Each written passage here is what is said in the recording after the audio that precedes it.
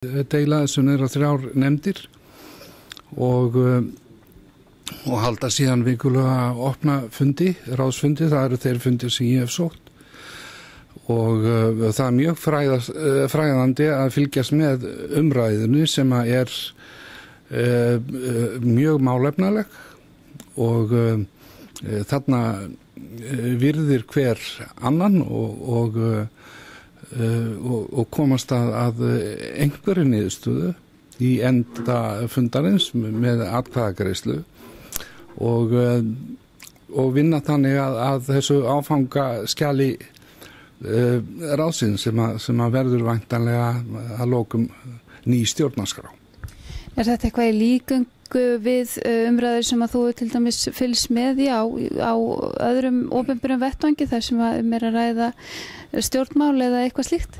Sko, ég hef aldrei nokkuð tímann verið haft áhuga á stjórnmálum eða verið bundið nokkrum stjórnmálaflokki en mér hreinlega bara ofbauð í hruninu hvernig landinu var stjórnað og búin að fylgjast með Alþingi nokkuð tíma í sjónvarpinu þeim þáttum sem útvarpaðar beint og síðan eftir á fundum líka og svo umræða sem þar fer fram náttúrulega ekki boðleg. Það að mínu viti. En ég tek það fram að ég leikmaður í þessu, ég engin sérfræðingur stjórnarskrár annarra landa eða slíkt. Þess vegna finnst mér gaman að sitja hér á fundum ráðsins og læra. Hvernig líst þér á þær tillögur sem eru komnar fram? Mjög vel. Ég hef sérstaklega fylgst með mannréttindakaflann og hvernig hann þróast.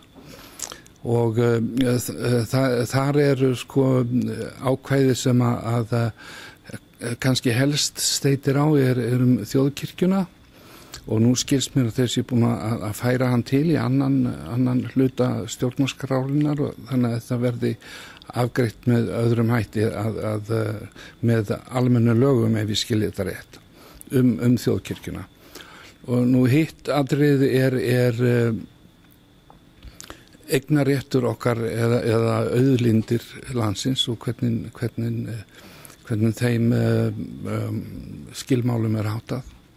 Þetta allt saman að fæðast og mér skilst að sérstaklega í dag séu komnir nýjir fletir sem að lofa mjög góðu. Hvernig finnst þér þessi kynning hafa verið á vefnum? Þau hafa kynnt tillögur sínar jafnóðum í áfangaskjali og boðið almenningi að gera athugasemdir við tillögurnar. Hvernig hefur þér fundist þetta vinnulag ganga? Já, þetta eitt af þessum frábæru atriðum sem að vinnulag ráðsins á skilið hrós fyrir þetta vekur athygli fyrir utan landsteinana. Það eru háskólar og fréttamiðlar allan heim næstum sem að sýna þessu mikinn áhuga og mikla hrifningu. Því að þetta held ég bara í fyrsta sinn sem að netið notað í þessum tilgangi. Viltu eitthvað spá fyrir framhaldið?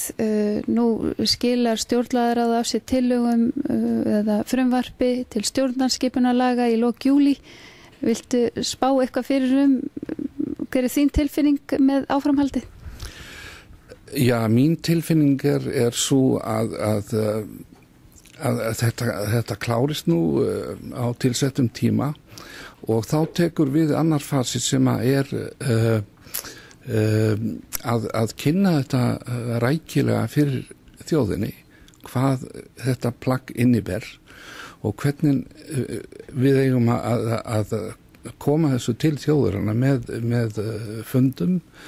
Ég stakk nú upp á því að það eru haldnir tónfundir allt land, það sungið og það rætt þessa nýju stjórnarskrá að ráðið fengi tækifæri til þess að heimsækja byggðir landsins og tala við fólki í landinu og svara spurningum úr sal og þar með eyða hugsanlegri tortryggni eða miskilningi og auk þessum að þá færist ráðið nær fólkinu sem er algjörlega nauðsynlegt og að fólki fái tilfinningu fyrir því að það sé að taka þátt í þessu merka viðburði.